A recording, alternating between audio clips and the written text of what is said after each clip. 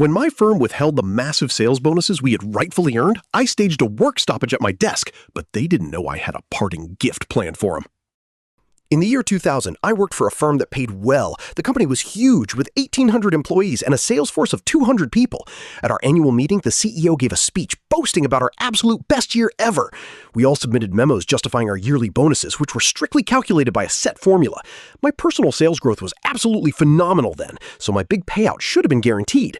But when June finally arrived, my bonus was exactly equal to 0, and I quickly realized that I wasn't alone. Less than 20% of the sales force actually received their bonuses. The sales floor immediately erupted into absolute chaos. Everyone was absolutely furious. Accusatory emails flew back and forth constantly now, and supervisors were bombarded by their angry subordinates. The company was facing an absolute mutiny here. Then, we discovered that supervisors were secretly offered lucrative bonuses for themselves. My supervisor took his and tried to justify his hard work then. The team literally screamed at him in anger. For an entire week, all work completely stopped. People did not show up to work anymore.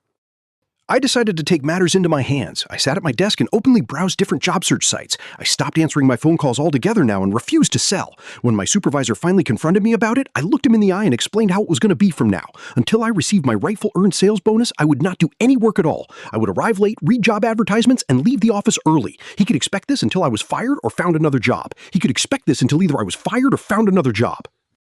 The very next day, I was summoned to the regional manager's office. She demanded an explanation for my work stoppage. I told her she already knew the reason. She tried acting friendly, then stern, then angry. I kept my composure the entire time, though. I explained that the longer they held my bonus, the more money they would lose from my inactive territory sales. I showed her how much cheaper it was to just pay me. Then I walked out of the office immediately. I told her I would be leaving for the day right now. Then I did just that very same thing. The next morning, I checked my email and saw several farewell messages from my quitting coworkers. I went back to browsing job sites until I was called into the national manager's office. He was in charge of all of us. He said he understood why I was upset. I asked him if withholding our bonuses was his personal idea, but he did not answer. He promised my check would arrive on Monday and asked me to go back to work. I told him I would go to my desk, but no work would start until I held the check myself.